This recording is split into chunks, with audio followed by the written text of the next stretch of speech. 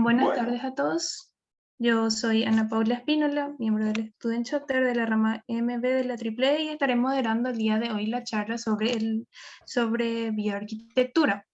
Para esto estará nuestro disertante del día de hoy, será el arquitecto Carlos Placitelli, quien estará hablando sobre su trabajo en esta rama. Les recuerdo que las preguntas que quieran realizar se van a hacer hasta el final de la charla y los micrófonos y las cámaras deberán mantenerse apagados durante esta. Adelante. Bueno, buenas noches Ana Paula, buenas noches a todos. Muchas gracias por la invitación, bienvenidos a esta charla y bueno, esperemos que les resulte interesante y de utilidad. Como decía Ana Paula, yo he venido trabajando mucho en bioarquitectura, a pesar de que no soy arquitecto civil, sino arquitecto naval, pero empecé a trabajar en esto hace más de 25 años. Y bueno, me ha llevado el camino por ahí. Me parecía interesante cuando me invitaron a hablarles de compartir un poquito la evolución del trabajo de estos años y de esta manera, como hilo conductor, llevarlos por el camino de lo que se entiende hoy por arquitectura sustentable. En realidad, la sustentabilidad es algo de lo que hablamos frecuentemente, es una palabra que se ha puesto de moda, pero que todavía no tenemos muy claro qué es, porque todavía no hay una definición clara en cada uno de los temas, en cada una de las áreas de actividad humana, sobre qué se entiende por sustentable o no. En todo caso, tenemos una idea más clara de lo que no es sustentable que lo que es sustentable. Y muchas cosas que reclaman esa calificación, en realidad no deberían tenerlo. Vamos a ver que en realidad la sustentabilidad es un ideal hacia el cual caminamos día a día. Lo más importante de todo es que tomemos conciencia cómo estamos haciendo las cosas. Por eso algunos hablan también de arquitectura consciente. Pero no me gusta utilizar esas etiquetas y esos títulos, porque reitero, son de dudoso valor y estamos revisando constantemente lo que estamos haciendo, tratando de salir de lo que claramente, reitero, no consideramos como sustentable. Para nuestra charla de hoy vamos a guiarnos por una presentación, como les mencioné, y quizás me ayude a explicarles bien de qué se trata. En primer lugar, en 1998 comenzamos con una obra que se me está diciendo un poco. Comenzamos con una obra que nos permitió entrar en esto. Digo nos, y me refiero, hablo siempre en plural, porque éramos el equipo de 2 personas compuesto por una arquitecta y yo. Ella encargada de arquitectónico, y en mi caso, fundamentalmente, las estructuras de madera y demás. Esta casa, que está en las afueras de la ciudad de Montevideo, en la zona suburbana, tiene unos 120 metros cuadrados, en 2 plantas, como ustedes pueden ver, y fue construida con la técnica de tierra liviana. Lo primero que hicimos fue, una vez que estaba definido el diseño, definir la estructura de madera, que en ese momento fue bastante ecléctica, es decir, utilizamos varias maderas, por eso están dibujadas en distintos colores. En azul, maderas duras, de tipo Aculpay; en color lila, maderas del tipo del pino; y en color celeste, eucaliptus. Con estas 3 maderas básicamente compusimos la estructura, y no hubo ningún tipo de prefabricación, se armó todo en el lugar. Estábamos con más dudas y más preguntas que certezas, pero bueno, conocíamos bien la técnica, que era lo más importante. La tierra alivianada es básicamente un sistema liviano, como dice su propio nombre, que permite mezclando la arcilla, que actúa como, digamos, el hormigón natural, como elemento de pegado, con una fibra, en este caso paja de trigo, obtener un material que es muy bueno desde el punto de vista del aislamiento térmico y acústico. Los muros de esta vivienda tenían 25 centímetros de espesor, resultaron ser adecuados para para el lugar, que es de clima templado, templado húmedo, con inviernos no muy fríos y veranos de más o menos 30-35 grados como máximo. Acá lo que se ensayó un montón de cosas, claramente no solamente la técnica de llenado de paredes, que en este caso se hizo con un encofrado, es decir, acá ustedes ven cómo la paja de trigo es mojada en una bañera, en este caso que se usó como recipiente, mezclado con un barro líquido, que se llama barbotina, tipo un chocolate, y de esa manera, una vez impregnado en este barro y ya más mojado, se podía trabajar en el encofrado y de esa manera ir conformando los muros. La estructura, como les decía, era mixta, entre madera rolliza y madera aserrada. Utilizamos, por ejemplo, vigas doble T hechas con tablas de pino y cielos rasos que armamos con cañas puestas en secuencia para conformar justamente una superficie de terminación. Acá pueden ver ya la casa terminada, equipada, con todos los revoques terminados. Esta casa se construyó en aproximadamente 8 meses. Un tiempo de obra que nos pareció un poco largo, porque bueno, era la primera obra, evidentemente, y además nos agarró el invierno. Esta técnica implica que una vez que el material ha sido puesto mediante el encofrado, se retira el encofrado y hay que esperar antes de poderla revocar. Así que tuvimos un tiempo de espera bastante importante, porque el invierno es húmedo, demoraba mucho en secar, las paredes también son gruesas, y bueno, finalmente lo pudimos hacer. Pero el resultado final fue bueno y aprendimos mucho, por supuesto. El propietario quedó conforme, que es lo más importante de todo. Y nosotros, bueno, naturalmente sacamos una serie de conclusiones. Acá pueden ver que también se utilizó una mezcla de barro y paja como aislante térmico por debajo del techo de chapa, ¿sí? Que además, por debajo, no sé si se alcanza a ver, lleva un Harvey Fold, que es una membrana de reflexión térmica que se utilizaba mucho en la industria aeroespacial, que también se ha incorporado en otros usos. Y esta fue nuestra primera experiencia. Nosotros hasta ese entonces, yo la verdad que nunca había trabajado con la tierra como material de construcción, sabía nada del asunto. Sí sabía de madera, tenía antecedentes de trabajar haciendo casas de madera prefabricadas. Pero bueno, fue una experiencia muy rica y vuelvo a decir, el resultado fue bueno, que es lo más importante de todo. Pero acá naturalmente surgen toda una serie de reflexiones. Es decir, ¿podríamos calificar a esta arquitectura como sustentable? Bueno, algunos dicen que sí. Yo personalmente soy un poco más escéptico. Creo que sería mucho más acertado decir que es una arquitectura de transición. ¿Por qué? Porque, bueno, no todos los materiales podrían ser calificados de sustentables. Por ejemplo, la chapa de los techos. Es decir, cuando uno habla de sustentabilidad tiene que pensar en todo el ciclo de vida del producto, el antes, el durante y el después.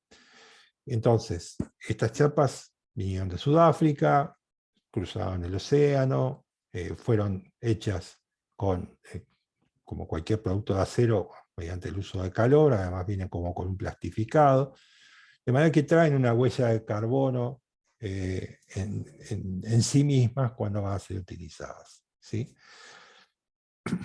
Desde otro punto de vista, las aberturas que utilizamos, la gran mayoría eran recicladas, había algunas que eran nuevas, las paredes, como dijimos, eran de tierra y paja, los revoques son de tierra también, la estructura está basada sobre una platea de hormigón, material que tampoco puede ser calificado como sustentable, y por todo eso entendemos que, insisto, este tipo de construcciones sería más apropiado decir que son de transición que calificarlas de sustentables. Pero fue un primer paso muy importante. Habíamos visto muy cerca de ahí, muy cerca de este lugar donde se hizo esta obra, una serie de viviendas hechas también por un arquitecto chileno que venía de Europa, y que dominaba estas técnicas y que nos sirvieron mucho de modelo para ver cómo se trabajaba con este tipo de construcción. Un tiempo después, tuvimos oportunidad de hacer una segunda obra. En el interino hubo un par de proyectos que no se concretaron, y salió esta casita, bastante más pequeña que la anterior, pero que nos dio la oportunidad de hacer ciertas modificaciones o ciertas mejoras en el sistema.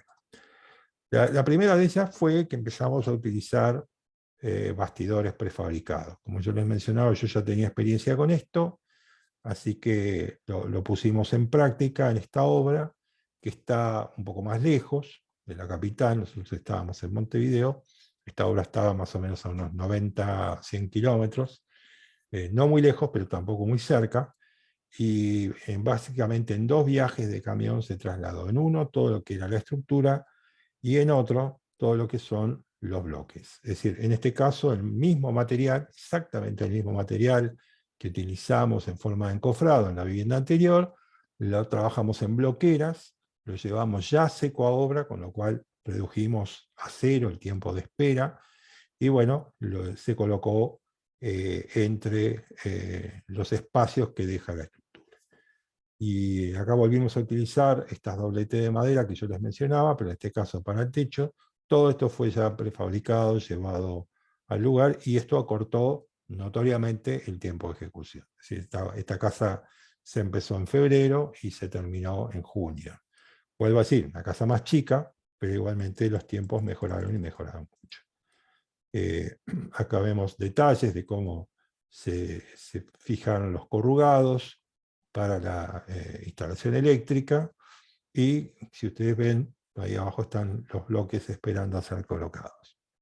Acá también hicimos una innovación con respecto al material del techo, dando un pasito más hacia la sustentabilidad al utilizar chapa asfáltica. La chapa asfáltica es una chapa que algunos la llaman ecológica, que se hace con celulosa, generalmente proveniente de residuos o de desechos de papel o de cartón, que se muelen, se entran en un molde, se mezclan con una solución asfáltica que la vuelve impermeable y que les da consistencia. Y además tienen una pintura exterior protectora.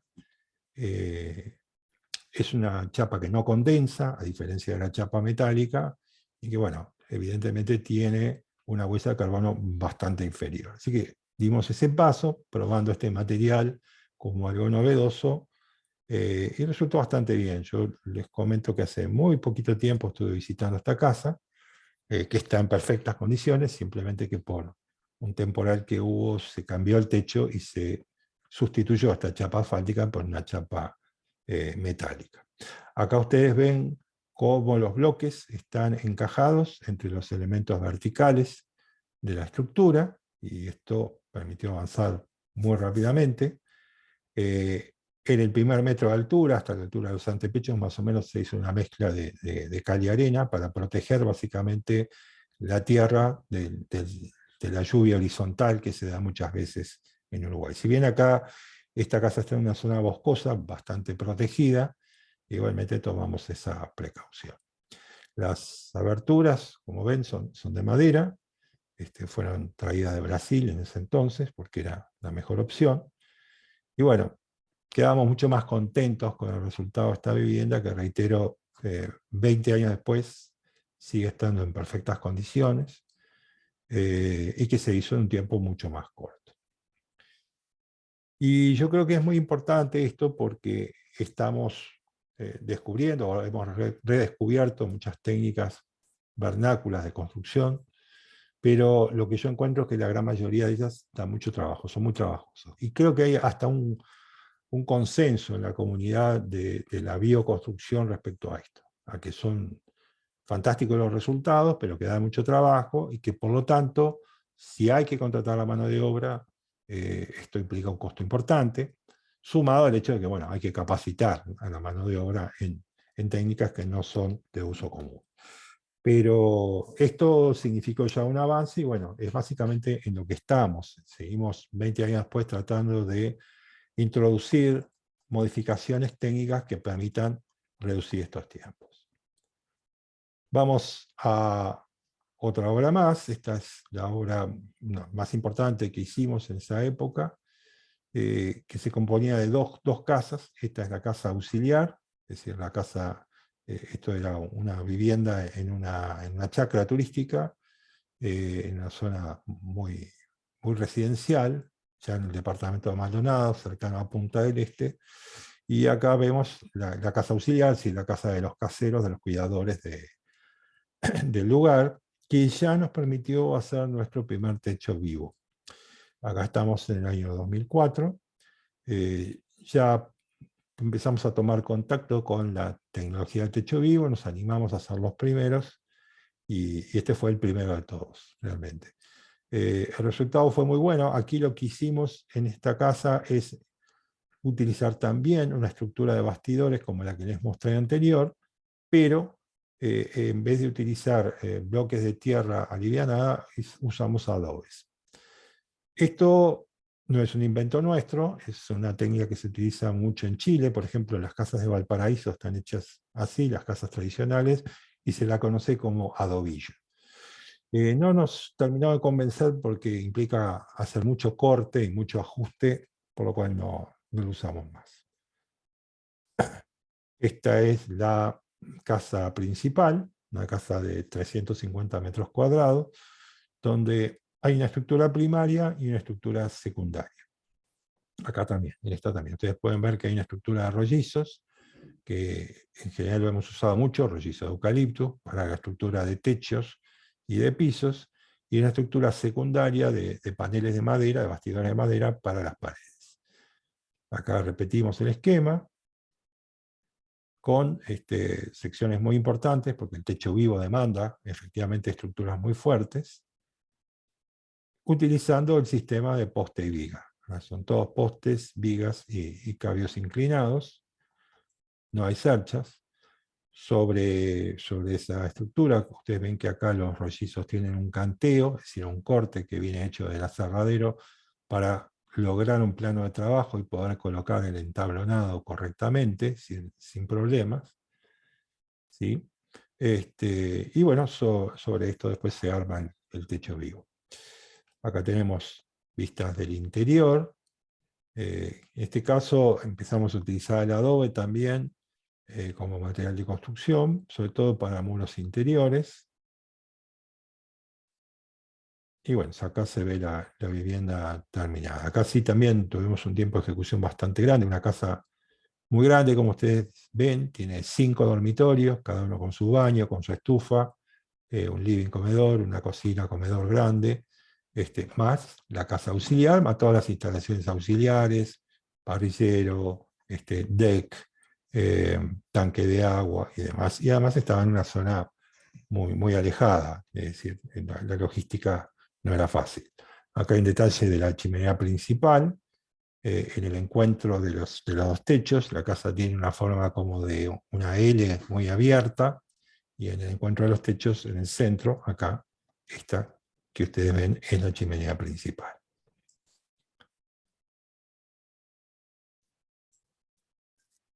Acá hay imágenes desde abajo. Este es el deck principal.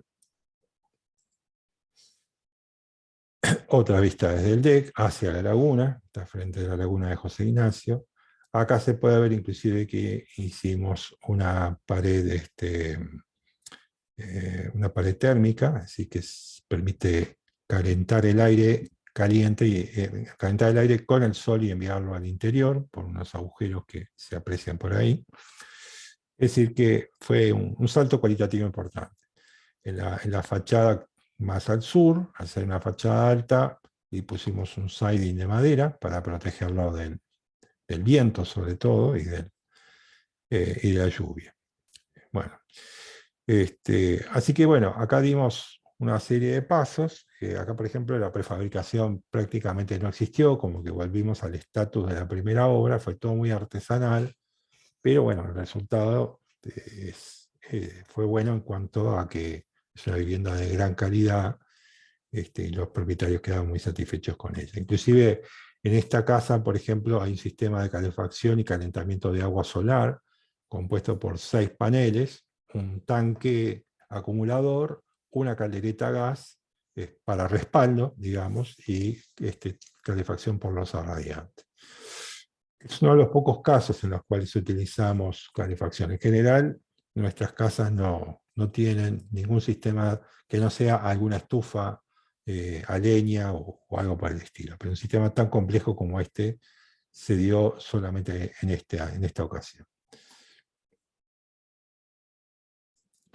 Otra obra que nos parece destacable es este edificio, que tiene la particularidad de que no es una vivienda.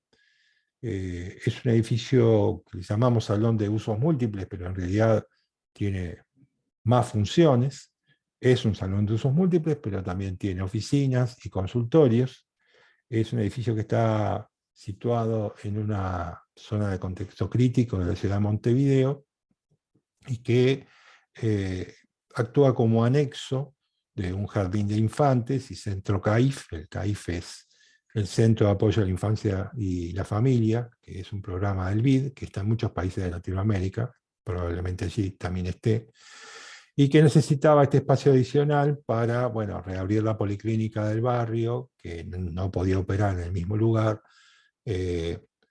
reabrir los consultorios para el trabajo de las asistentes sociales, apoyo psicológico, medicina, es decir, para la visita del doctor, y en la planta alta tiene 2 salones para hacer actividades docentes, tipo pequeños cursos o clases individuales o deberes vigilados, asistidos, etc.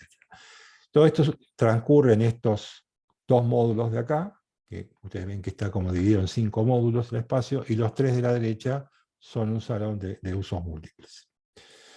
En todos los casos, esto es importante señalar, ya que ahora se está hablando de modelado BIM, nosotros ya hacíamos el diseño de todas las estructuras, como les mostré en la primera casa, pero también pasó en todas las siguientes, todo modelado tridimensional, utilizando, en ese caso, AutoCAD, que era la herramienta que teníamos disponible, y por lo cual podíamos tener las medidas exactas de cada uno de los elementos, prefabricarlos, enviarlos a obra, saber con exactitud cuántos materiales íbamos a necesitar, etcétera, etcétera. O sea que esto ya lo veníamos haciendo desde nuestro comienzo. A mí me alegra mucho ver que esto se vaya adoptando, que ya no sea una rareza, sino que sea el estándar de trabajo. Bueno, un poco les muestro la secuencia de trabajo. Esta es como ven, es una construcción que está levantada del piso, no porque sea necesario desde el punto de vista constructivo, sino que simplemente en esa época ensayábamos mucho y hacíamos mucha prueba de sistemas nuevos, tratando de buscar combinaciones nuevas o mejorar las que ya teníamos. Y acá se utilizó una técnica que que llamamos perno y viga, es decir, con vigas dobles, compuestas por rollizos, unidas por pernos a los puntales de madera que las sostienen. Este esquema se usó tanto para sostener las correas del techo como para sostener el envigado del piso principal. Entonces lo primero que se hizo fue con la colocación de los puntales. Esto le dio a la casa, digamos, o a la construcción, el nombre popular de la Casa de Palos, que es como se la conoce en el barrio. Y bueno, ahí comenzamos. Esto también fue una obra que se hizo bastante rápido. Empezamos a mediados de enero y se entregó en junio. Paralelamente a esto, en una carpintería cercana, se estaba haciendo toda la panelería, que se prefabricó, toda la panelería de las paredes, y después se llevó pronta la obra. Y mientras tanto se continuaba con la tarea de armado. Las vigas dobles de sostén del piso, más el envigado de piso. Acá está ya planteado el piso, y bueno, se está haciendo el armado del techo, se colocaron las vigas dobles del techo, y ya se están colocando las correas.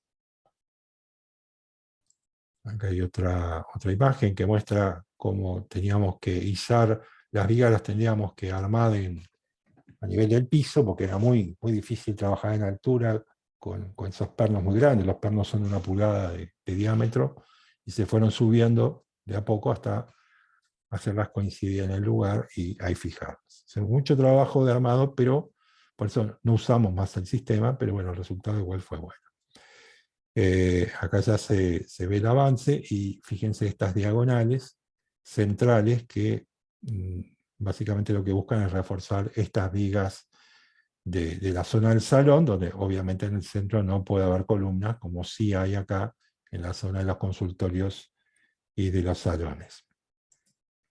Acá esto es muy interesante porque pudimos avanzar muy rápido, porque se trabajó con 2 equipos, un equipo que iba armando el entablonado del techo y otro equipo que iba colocando los bastidores y armando las paredes. Así que acá se avanzó sumamente rápido.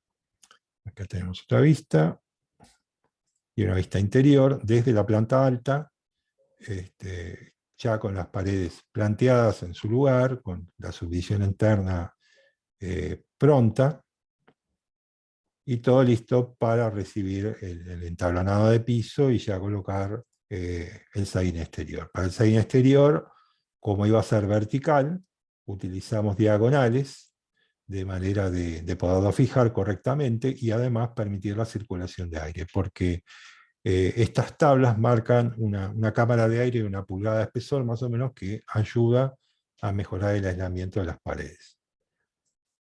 Acá tenemos la colocación del siding sobre las diagonales.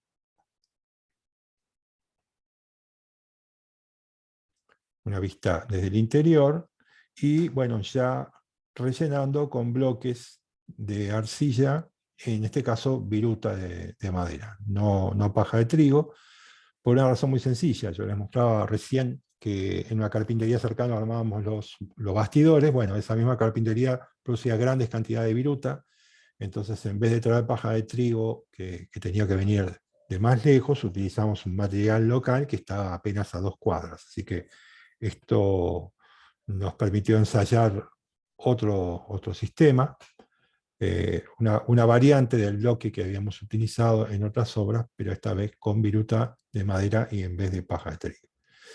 Acá ya está colocado el siding exterior y se están colocando las aberturas.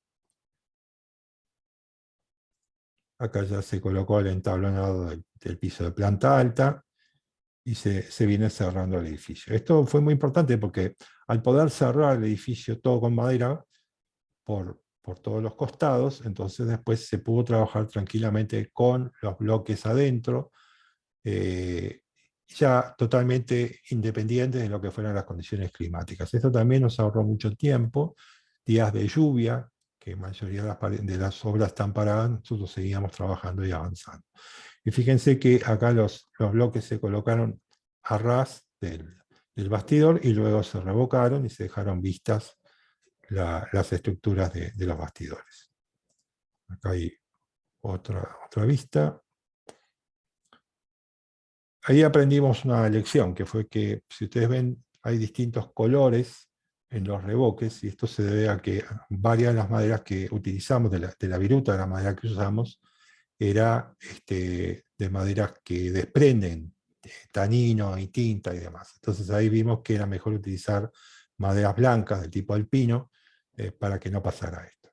Acá está el edificio ya prácticamente terminado, listo para el armado del techo vivo. Y acá está ya armado el techo vivo, y en los toques finales ya se colocan las barandas, la escalera que comunica directamente la planta alta con el exterior. Y bueno, básicamente así se entregó en junio la obra terminada y lista para usar.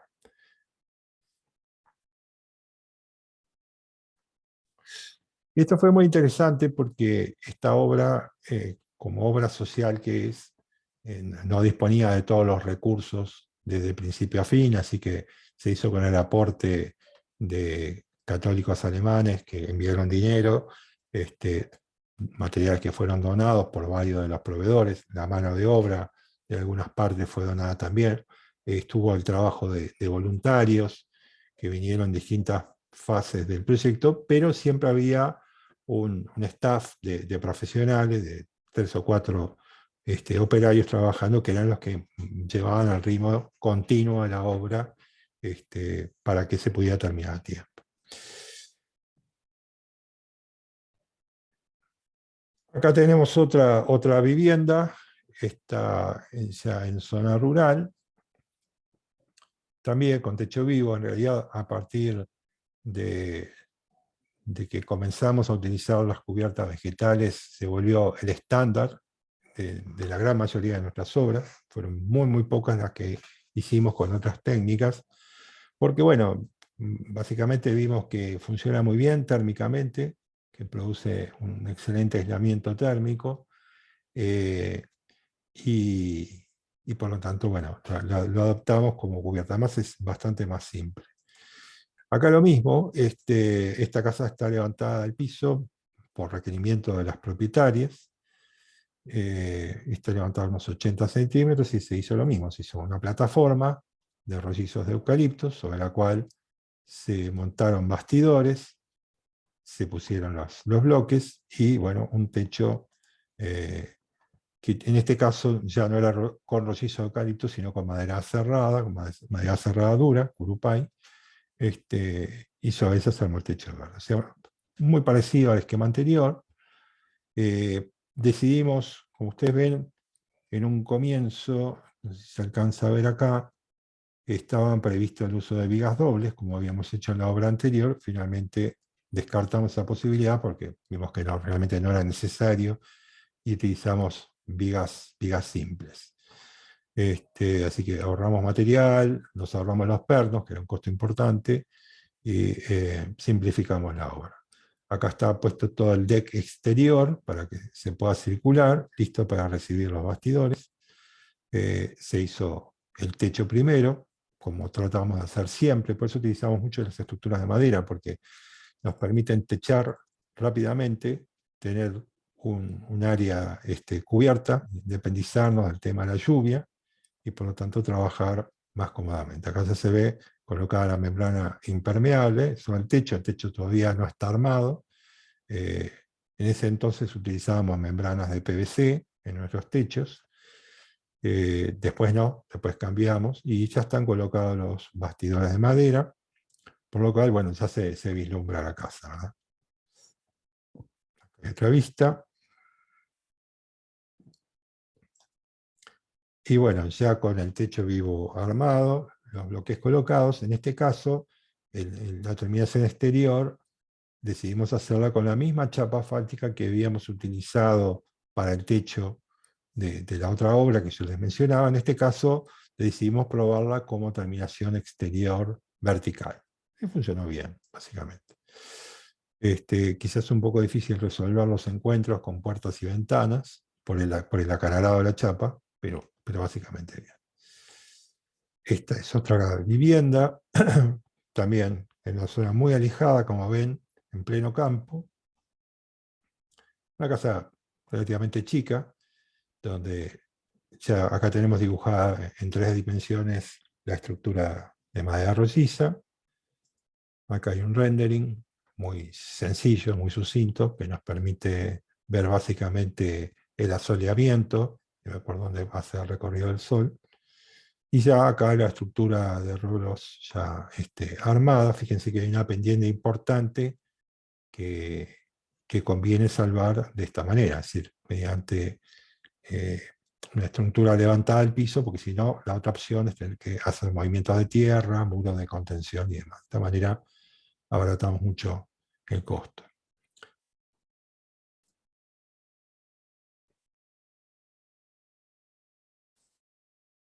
Acá ya viene avanzando el entablonado.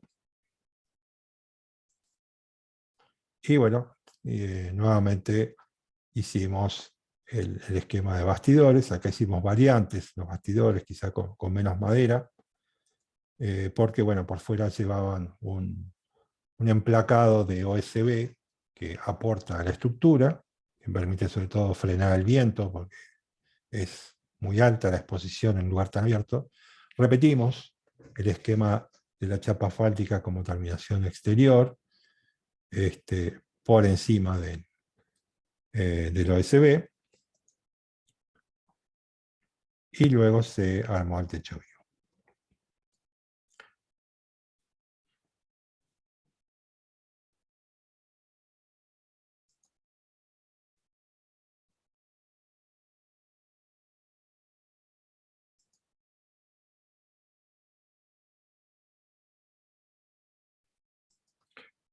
En esta obra salimos totalmente de la norma, hicimos una cúpula de adobes. Esto se hizo en un taller, en realidad fueron 2 talleres, junto con el arquitecto Gernot Minke, que bueno, nos transmitió toda la tecnología necesaria para esto.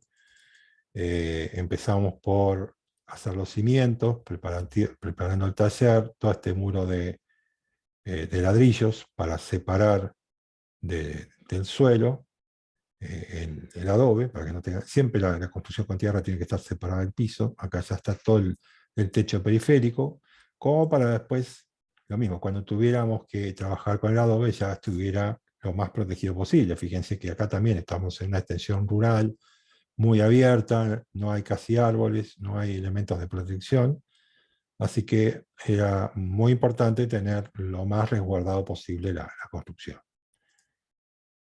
Acá estamos durante la construcción, acá se ven los adobes, que además tenían una forma especial, una forma redonda, para mejorar la acústica del lugar. Y esto que ustedes ven acá, esta estructura de metal, es una guía que va marcando, a medida que se va subiendo, cuál es la posición correcta del adobe para que tome la forma portante que asegure que todos los elementos trabajen estrictamente a la compresión. Acá está, se ve mucho mejor la guía, todo listo para empezar. En realidad esto debería ir acá. Y acá se ve, por ejemplo, ya la cúpula muy avanzada, pero bastante resguardada alrededor por el techo periférico. Acá hay un detalle del encuentro entre el techo y la cúpula, que era muy difícil de resolver, porque como ven se trata de 2 materiales totalmente diferentes. Y tiempo después, bueno, mucho tiempo después se cerró, se le hizo un cerramiento que mejoró no solamente la protección, sino además posibilitó todo el uso de este espacio con distintos fines. Todo esto, bueno, esta por ejemplo fue una experiencia muy interesante en el uso de una cúpula de adobes, que a mí personalmente no me satisface mucho, porque entiendo que una cúpula de adobes es una cosa para ser hecha en un clima seco y no en un clima húmedo. Pero bueno, hicimos lo mejor que pudimos. Aquí les muestro un experimento que hicimos en un taller hace unos cuantos años. Lo interesante del caso es que esta construcción, les cuento como anécdota, que esta construcción la repetimos hace un par de semanas atrás en otro taller, y después les voy a explicar por qué. Los talleres son una buena ocasión para experimentar cosas. La obra no. La obra tiene que usarse todo lo que se conoce y que se sabe que funciona, porque si algo sale mal, obviamente es un problema para el cliente. Así que aprovechamos y hacemos ese tipo de experimentaciones en los talleres, y sobre todo con construcciones muy pequeñas como esta. Esta es una construcción de apenas 7 metros cuadrados. Una de las cosas que hicimos fue ensayar el uso de madera reciclada. Es decir, bueno, utilicemos por ejemplo madera de pallets y veamos si esos mismos bastidores que hemos construido siempre con madera nueva, los podemos hacer con madera ya usada. Entonces toda la panelería de esta casita, todos los elementos que ustedes ven acá, verticales, se hicieron de esa manera. Para eso contábamos con un equipo de gente joven con ganas de ensayar y de probar. Tuvieron que desarmar los pallets, lo cual es sumamente trabajoso, hacer los bastidores de acuerdo con las medidas. Y bueno, llegados al día del taller, los pusimos en el lugar. Fíjense que también ensayamos, esto lo volvimos a hacer hace poco, la estructura del piso con pallets sin desarmar, en estado puro, pero invertidos. ¿Por qué? Porque de esta manera nos pueden servir para colocar ahí el aislante del piso. Fíjense la cimentación también, que está hecha con baldes de 25 litros de pintura, que rellenamos con cemento, y del cual sacamos unas varillas de metal para poder después enganchar y sostener la estructura, básicamente para que no se vuele, más que nada. Acá ya colocamos la estructura de techo, y después esto se completó con un techo vivo, ¿no? Esto fue un taller, en realidad fueron varios talleres, creo que se hicieron 3 talleres, 2 dedicados a una parte de estructura, otro a la parte de bloques de tierra alivianada, que son los que hemos venido usando, y les mostrábamos a ustedes en otras obras, y al tercero con techos verdes. O sea, se hicieron 3 talleres en total. La construcción estuvo mucho tiempo ahí, hasta que, bueno, finalmente se demolió, porque era un predio municipal que nos habían cedido para eso, pero nos permitió ensayar unas cuantas cosas. La conclusión que sacamos es que la madera reciclada da mucho trabajo, así que solamente es apta para alguien que se vaya a construir la vivienda que tenga tiempo y no tenga dinero, y siempre y cuando los bastidores sean conseguidos, sean gratuitos. Si los tiene que pagar, ya no le vale la pena. Lo otro es que, bueno, nos gustó mucho el planteo de los pallets invertidos para el piso. Esto lo volvimos a usar en Córdoba hace 15 días, y inclusive lo terminamos, le pusimos una placa por encima, anduvo muy bien. Y repetimos el esquema del techo. En vez de este envigado que ustedes ven acá, volvimos a usar bastidores, pallets para el techo, y bueno, estamos evaluando a ver qué tal resulta. Así que, bueno, esto es una cosa interesante, poder hacer un taller y ya fijarnos pautas de investigación es por lo menos es lo que a mí más me gusta, porque es donde juntamos conocimiento y generamos saberes nuevos. Esta obra, en realidad, no es una obra en la que yo participé mucho, o sea, lo hizo una arquitecta amiga, colega. Yo acá hice el asesoramiento de techo verde, básicamente, y sobre todo de la estructura. Como ustedes ven, es una estructura de tipo recíproco. Las estructuras recíprocas acá se han usado mucho, eh, básicamente porque tienen una apariencia de sencillez que después no es tal, y se ve que los elementos apoyan uno sobre otro hasta que el primero engancha sobre el último. Muy utilizadas en construcciones tipo octógono, hexágono o inclusive en plantas circulares. Igualmente generan figuras muy interesantes, porque las líneas curvas dan una lectura totalmente diferente del espacio y demás. Esta casa está en la provincia de Neuquén, en el sur de la República Argentina. Y bueno, realmente también ha quedado muy bien. Acá después se montó el techo vivo. En el centro hay una lucarna y a la vez chimenea para permitir la salida del aire caliente en verano. Acá hay, se puede observar el trabajo de armado de la estructura recíproca.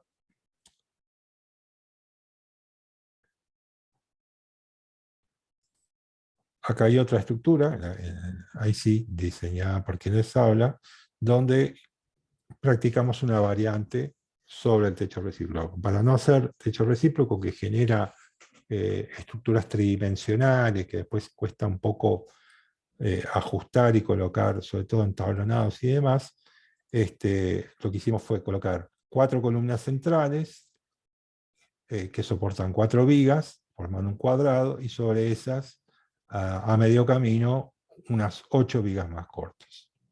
Algo así. Esto nos permitió dar apoyo a 8 vigas principales que componen los vértices de un octógono. Y sobre eso después se fueron sumando vigas intermedias, como ven ustedes acá. Este es el cuadrado central que genera un octógono, y ese octógono recibe las vigas de cada uno de los gajos en que está compuesto el techo. Y acá ya el espacio cerrado, que se hizo con adobe, y ya terminado.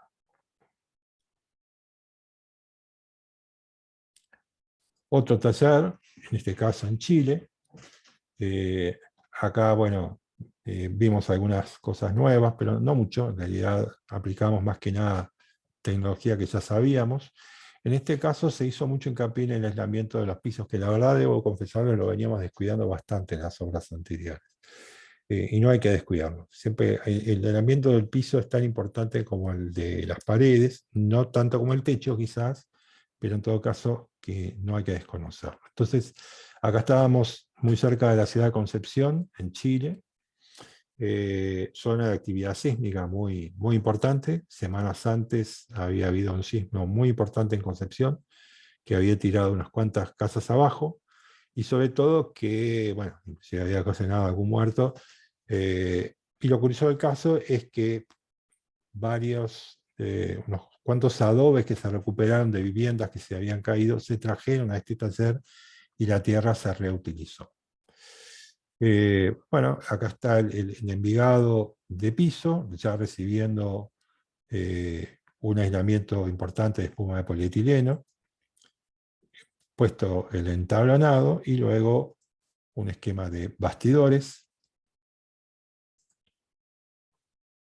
que sostienen a su vez cabios de techo, entablonado de techo, y finalmente se cubrió todo con bloques de tierra alivianada hechos en el taller, nuevamente con paja de trigo y techo vivo, como ustedes ven. Y acá también además se puso un entablonado de madera como terminación exterior. Otra vivienda cerca de Mar del Plata, en la provincia de Buenos Aires, en una localidad que se llama Acantilados. Simplemente, no mucho para decir, que es nuevamente una plataforma sobre la cual se colocaron bastidores. Como ven, un esquema que hemos usado bastante. Un detalle de cómo fijamos las estructuras, sobre todo pensando también en la succión, que eso es muy importante tenerlo en cuenta, porque acá, por ejemplo, no había techo verde, la estructura iba a ser bastante liviana, entonces, como es una zona donde suele soplar mucho viento, porque es zona costera, teníamos que prestar especial atención a la succión. Envigado de piso, de planta alta, 2 por 8 pulgadas de pino. Fijación de los bastidores, nuevamente con flejes metálicos, por el tema de la succión que les mencionaba recién. Diagonales para recibir después el siding de madera y chapa, tanto vertical como horizontal. Y bueno, una obra más. Acá hay una casa también muy interesante, hecha por la misma arquitecta que vimos hace un rato, que maneja muy bien realmente las líneas curvas, las líneas orgánicas. Una casa que se hizo en Allen, provincia de Río Negro. En este caso con estructura de rollizo, como ven, pero con paredes de adobe, que además se revocaron por dentro, y bueno, que realmente quedó muy bien.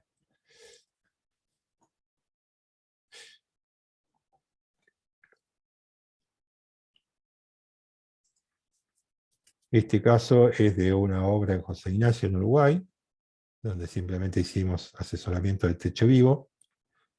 Todo el diseño de la casa, todos los temas estructurales fueron atendidos por los arquitectos allá, fue simplemente un asesoramiento.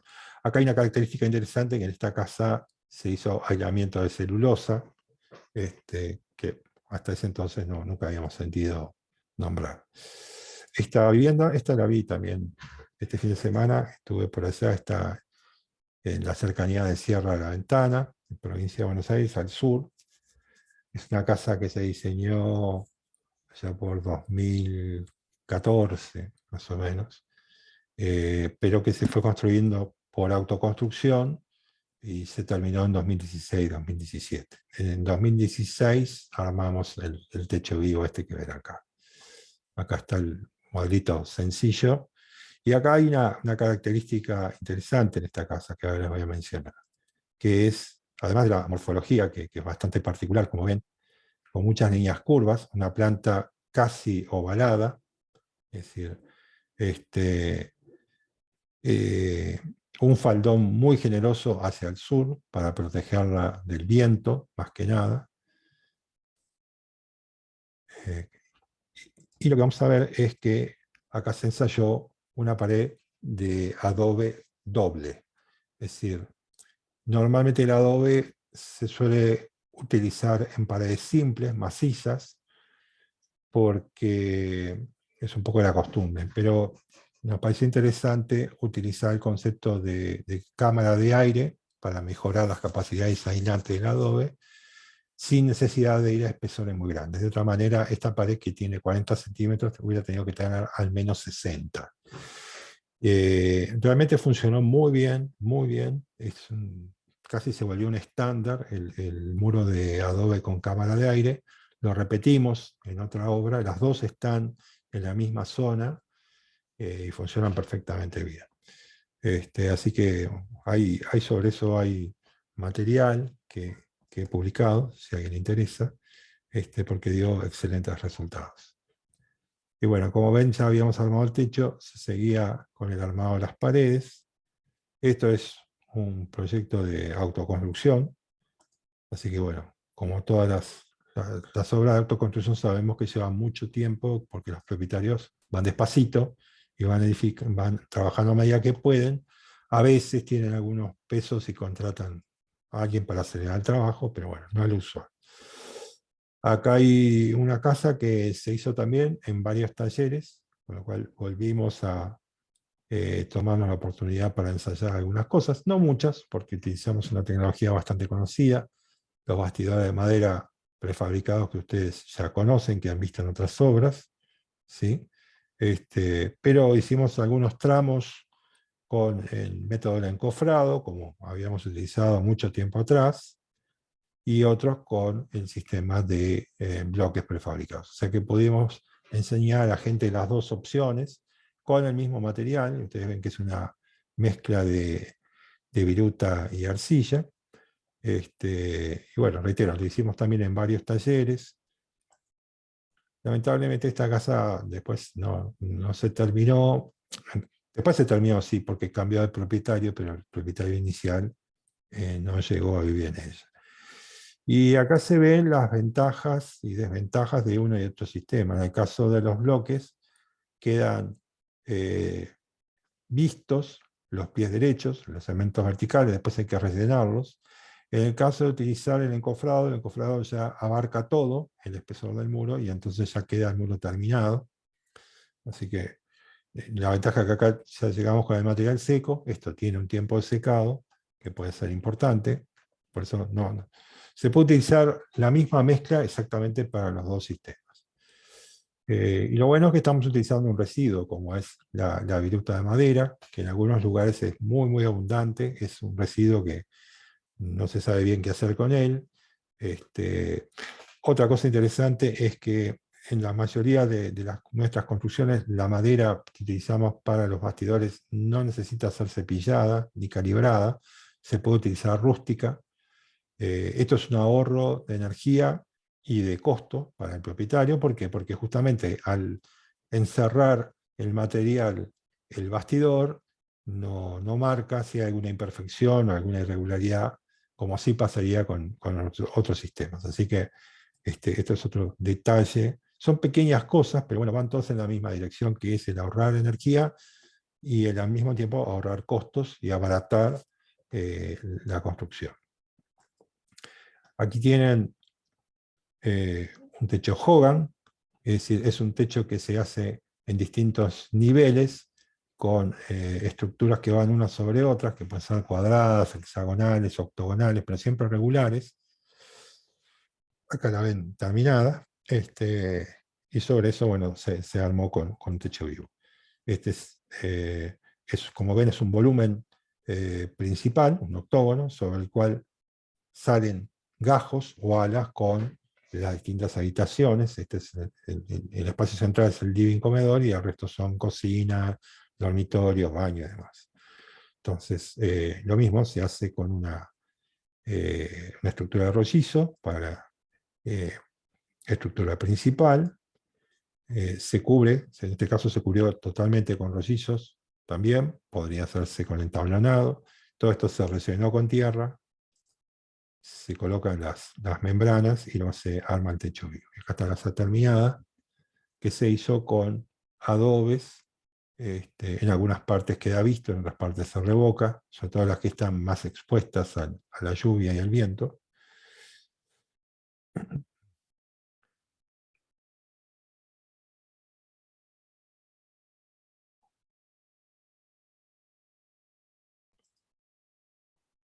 Esta es una vivienda en cercanías de la ciudad de Carlos Paz, también siguiendo el sistema de plataforma. En este caso, siempre que hay pendientes importantes, elegimos el sistema de plataforma con postes de madera, y sobre eso, bueno, se arma un esquema de bastidores, una estructura rolliza intermedia para soportar el techo, y un techo liviano de chapa, en este caso no se hizo techo vivo. Acá hay una obra en Neuquén, que en realidad se construyó solo, por lo menos que yo tenga noticias, solo este primer módulo, es decir, que es un dormitorio de 2 plantas, acá se ve mejor. También, acá enteramente soportado por bastidores, es decir, 2 plantas soportadas por bastidores, con, bueno, agregado alguna estructura externa de rollizo, pero muy menor. Acá en el teatro, el protagonista es el bastidor, que luego se rellenó también con bloque de tierra alivianada. En este caso se utilizó techo liviano. Acá están los bloques prontos, esperando para ser colocados. Ya siempre, como ven, tratamos de techar primero. Y bueno, es más o menos un poco, muy rápidamente, lo que hemos hecho a lo largo de estos años. Obviamente son algunas obras que hemos seleccionado. En realidad, el último proyecto creo que llevaba el número 160 más o menos. No todos los proyectos se construyeron, por supuesto, muchos quedan en la etapa de anteproyecto, otros quedan en la etapa de proyecto. Cuando, por ejemplo, se hace un cálculo del costo y se llega a la conclusión de que no se va a seguir adelante. Esto es habitual en la arquitectura, y la bioarquitectura no es la excepción. Pero bueno, yo diría que un 30%, 30-35% de los proyectos se materializaron, y esto nos permitió obtener bastante experiencia, como ven, con diversidad de técnicas. En lo personal, yo trabajo mucho con la madera porque es un material muy rápido, que permite avanzar muy rápidamente en lo que es la estructura de la casa, en poder techar, trabajar bajo techo. Esto es muy importante en zona húmeda, como es el Río de la Plata. En otras zonas más secas quizás no es tan crítico, pero el hecho de ya tener el techo puesto nos asegura de que si hay tierra que todavía no está, que está armada, pero que todavía no está protegida por revoques y demás, bueno, no se va a dañar. Así que es un poco la forma que hemos tenido de operar. Yo diría que, vuelvo a decir esto, yo lo calificaría como una arquitectura de transición. Como ven, todavía se utiliza hormigón. Naturalmente tenemos que usar el vidrio, que es un material que exige mucha energía para su elaboración, pero no tenemos un sustituto para eso. Utilizamos algunos materiales industriales, utilizamos ventanas que pueden ser de madera, pero a veces también son de aluminio o de plástico. Porque esto depende un poco de lo que el cliente diga.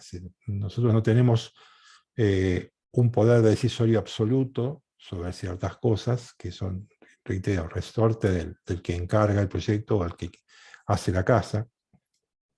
Pero bueno, podemos decir que son todos pasos que se vienen dando hacia una arquitectura diferente, mucho más integrada al ambiente, mucho más integrada al entorno, una estructura que no es disruptiva, sino que más bien integrada. Así que bueno, esto es un poco lo que le puedo decir. Bueno, Abrimos un espacio para preguntas. Les pido por favor que pregunten con la voz, no me hagan leer porque se dificulta un poco para poder contestar.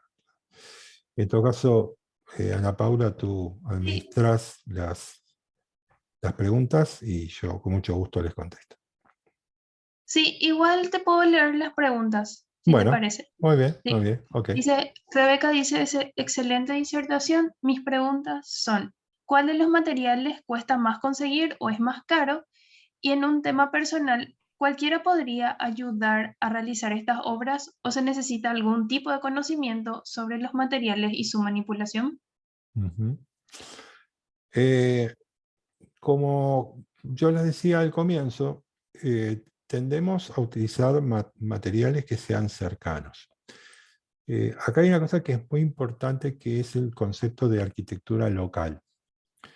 Es decir, arquitectura local significa que se construye con lo que está cerca, entendiéndose por cerca hoy, no sé, 100 kilómetros de distancia. Pero en todo caso, a veces, si utilizamos la prefabricación, quizá un poquito más, pero a tratar de utilizar lo que está disponible ahí. Así que la disponibilidad en realidad es la que guía el proyecto. Si yo sé que tengo una zona donde tengo abundancia de arcilla y de viruta, bueno, muy probablemente me incline por algo así. Si es en una zona donde tengo poca madera, muy probablemente vaya a técnicas que impliquen no el uso del bastidor, sino por ejemplo el adobe, que requiere muchísimo menos madera. Entonces, esto es un punto importante. Vamos a diseñar en función de lo que se consigue en el lugar. Lo mismo, exactamente lo mismo respecto a la mano de obra. Bueno, se puede conseguir gente que pueda hacer adobe, se puede conseguir gente que pueda manipular adobe, que pueda hacer una pared de adobe. En general sí, porque hay un parentesco muy grande entre el adobe y el ladrillo cocido, que es una técnica muy conocida, muy difundida. Pero todas estas consideraciones para nosotros son importantes a la hora de empezar el diseño.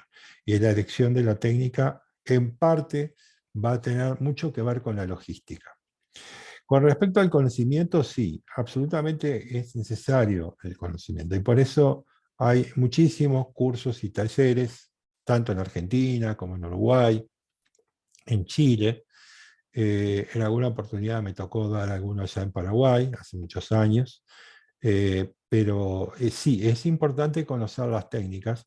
Y aunque uno no se vuelva un especialista en eso, por lo menos saber qué es lo que la técnica puede dar y qué es lo que puede no dar.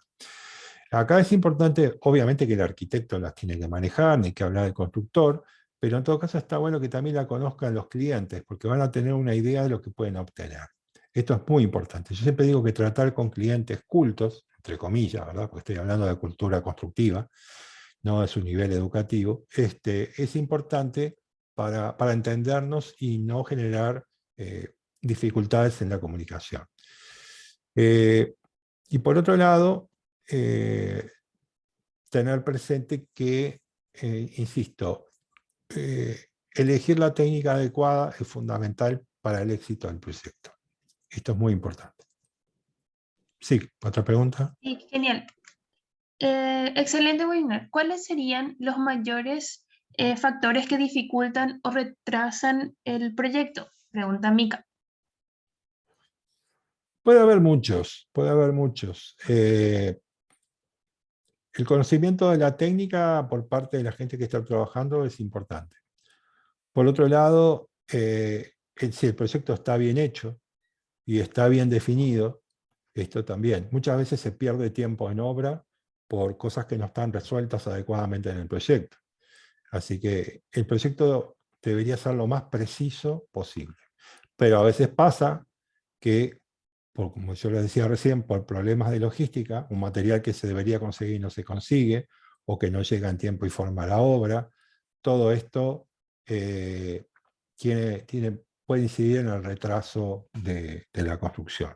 Por eso mismo es que yo me inclino por la prefabricación y por llevar todo lo que sea posible pronto a obra y además del modelo tridimensional hecho en la computadora, o inclusive, si la obra lo amerita, una maqueta a escala, pongamos una 10, todo lo que se pueda hacer de trabajo de preparación después significa ahorro de tiempo en obra y el tiempo en obra es caro. Así que todo lo que se pueda llevar pronto y ya pensado y no haya que resolver en el momento es una buena cosa.